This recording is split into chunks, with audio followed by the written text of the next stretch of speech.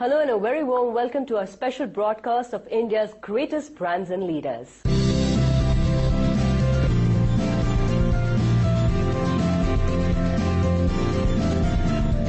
Exclusive, exceptional and extraordinary.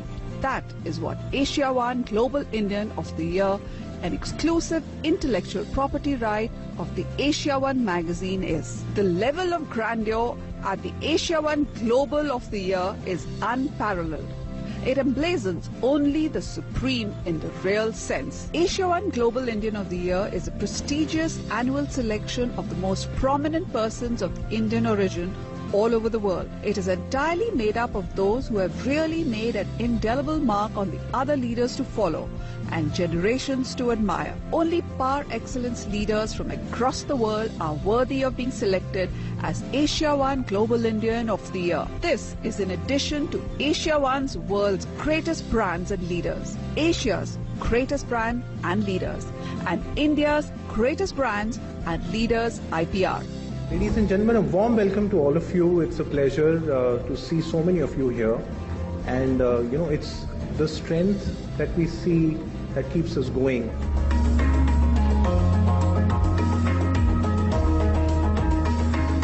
Thank you very much. You invited me here. You give the award to me. Rajatji, I will congratulate you and thank you for all this good award what you gave. We are here to give our last drop of the blood for the economy. Thank you, sir. India's greatest brands and leaders is a mission where brands are scanned. AsiaOne Magazine has been consistently highlighting the real people behind the world's growth engines. People who work on the base, who create that platform which the rest of the world uses to build their structures, business, social and political. These are the people who the other leaders look up to for guidance and inspiration. Among these extraordinary people, AsiaOne Global Indian of the Year is selected annually and might be a newsmaker or generally highly admirable because of their highly innovative ideas, excellent business, political or administrative acumen, or extraordinary contributions to the society, leaving an indelible mark in the process. I am privileged and I'm very happy to be amongst all of you this evening to receive this honor from Rajat Shukul and the group of his companies. I really want to thank Rajat sir. Thank you so much for this honor. Thank you AsiaOne. Thank you so much.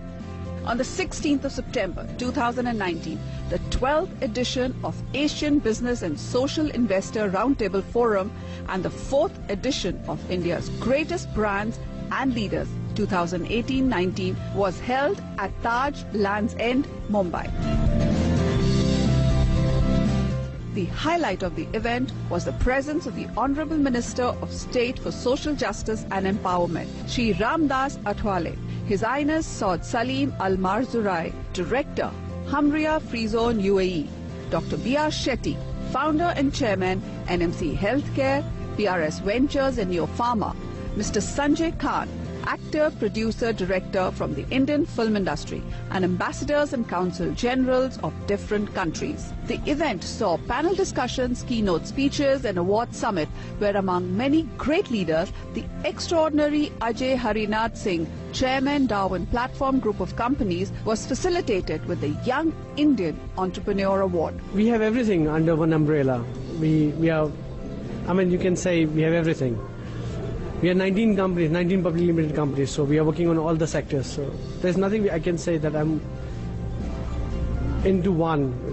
We cater for all the directions. We are into infrastructure, airlines, logistics, arms and ammunition. That's the main division we have. Okay. So feed your focus. Agreed. Totally. That's it. Feed your focus. If you're not focused, you're not winning anything. Agreed. I keep on feeding my focus every day. Today I'm joined with Ms. Satya. She is the Chairman and MD of Murlikrishna Pharma. A very warm welcome to the show, ma'am. Thank you very much. Ma'am, talking about your journey so far, it is very interesting to know that your pharmaceutical company it's really large. It has got EU approvals on a lot of modules. And actually, you do not come from an entrepreneurial background. It'd be interesting for our audience to know that you actually have an engineering background and no professional management education. How did you decide to pick up such an unconventional business? Well, I'll only state this, and I'll try and answer this in 2 simple lines. Number 1, I decided to do something which would come from a regulatory background because I've worked in the industry. My experience in the pharmaceutical industry panned around, by the time I set up this plant, it panned around 10 years. So the idea was to give something back and set something which would ensure that people got quality medicines worldwide. That was the only reason, nothing more. And we never thought that it would take on such huge proportions. So it was a very simple idea and it came up. And it has certainly taken up to huge proportions because it's nearly a multi-million-dollar company. And you have like close to 34 modules and you have a lot of good clients worldwide as well. What do you consider has been different that you have done and your company has done from others in the field that you've been able to have a successful DDS company in India? Well, the few of the things I give credit to my partner also, Dr. Vijay K. Shastri, because it was his idea that we stick to an aqueous platform. Even way back in 2004, his idea was that we should not use solvents in our process, whereas all over the world, at that point of time also, solvents were used. Now, solvents are generally used in order to ensure that you solubilize a drug. Now, the problem is that when you add any solvents into any finished formulation, as it is called, you cannot remove the solvent. So you have residual solvents. Residual solvents are carcinogenic in nature. So the idea that we would go about it on an aqueous process meant we would be going green. But the problem with that is that means you have to do a lot of development. You have to create your own IPRs, your own methodologies, so that you can actually mix the drug with water. So you use different excipients, pharma-grade excipients. So I think that first set us apart. 2, we were not looking towards a fast buck kind of a system where we first set up a non-regulatory plant in India and then look, once we make the money, then look at a regulatory plant. No. From day one, our idea was we would go for a regulatory compliant plant. That meant we would have to invest a lot more than what we could do. And the reason why DDS company would be was primarily because my experience actually lay in active pharmaceutical ingredients. But if I had to set up a regulatory plant for active pharmaceutical ingredients, that meant the investment would be very high. Now, neither I nor Vijay, that's Dr. Shastri, had any kind of background money coming in, no godfathers or anything like that. So I guess we had to restrict ourselves to a PFI kind of a company, that's a DDS company. And we did well. I mean, I think somewhere it is the development, somewhere it is the belief in ourselves that what we were doing was right. Yes. I think these things paid off. You being very humble by saying it did well, it has done way more than just well. When you've achieved so much, the reason behind that is somewhere I would give credit to from where you come from also. Your father has been somebody who taught at IIT Bombay, and you've always been surrounded by people who would have a lot of intellect. Whom do you consider would be that one person who has actually influenced your life a lot? My father. Professionally and personally? Yes, professionally and personally, because he is a man who has always believed that there's no end to having knowledge. And that is where I too learned. Otherwise, for me, from an engineering background, moving into pharma was not easy. But then I learned, and even today I learn. I believe that every day is a learning process, and every person you meet, you can learn a lot from them. Like I'm trying to learn from you also.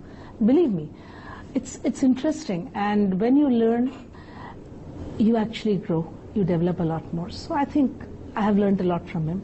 As you've been selected as the Global Indian of the Year by the AsiaOne Magazine, and your company, which is the Murlikrishna Pharma, has also been the world's greatest brand. How do you consider you're going to live up to the expectations as well of your Indian and global clients? I'm an Indian first, so I would first like to live up to my Indian brand image. And globally, yes, today, even our plant, our company is considered to be one among the top 10 DDS companies worldwide. We are doing quite well in that field, and technically we are very strong. I won't say financially we have done very great yet, but innovation costs money, and we have been investing from our own pocket. So I think, yes, I would consider myself to be very successful the day I'm able to offer certain products into the market on which I'm working pretty hard, which will actually reduce the pain for the patients. And especially in oncological sector we are working in a multivitamin sector. working in corticosteroids. So these are arenas, specifically when we look at oncology, it's a very painful treatment. So we're trying to work on things which will reduce the pain, reduce the time for chemotherapies and all. At present, clinicals are going on, so I hope things go well in that sector for us. A lot is under progress, I would say, but a lot has come through so far as well. You've approvals from EU and WHO as well. And talking about Murlikrishna in particular, in the field of NDDS, you believe to be constantly developing and enhancing intellectual properties. What are your plans for global growth? For global growth, two products which are really very close to my heart. As I said, I mentioned earlier also, oncology is very close to my heart. I've lost my father-in-law, my mother-in-law and my father to cancer. And I have seen the way chemo works. See, basically if you look at chemo is a process by which there are certain toxins. Basically chemotherapy involves products which are toxic. But these are toxic to kill the cancer cells. The problem is that they are not very targeted, so they tend to attack even the normal cells. That's where a lot of people say chemo kills. It's not chemo that's killing, it's your normal cells that are dying. So what we have worked on, we have tried to improve the targeting efficiency of the product. So today, vis-a-vis the general product that is there in the market, which has a 20 to 25% bioavailability, our product has nearly around 70-75% targeting ability. So when you talk about a targeting ability, that means the free drug available in the human body is reduced. Okay. So it only attacks the cells which are the cancer cells. We have worked on the principle that the cancer cells are of a different size. Every cancer cell is different. It is not the same size as your normal cell. It grows big because it takes all the nutrition from the body. So we're working alongside that. I'm hoping to get some government funds for it. Let's see if it works. I'll be able to do more of clinicals. They certainly will. And Ms. Satya, it was a pleasure talking to you. And we hope and expect more from your end. Thank you so much. Thank you very, very much. It's a pleasure.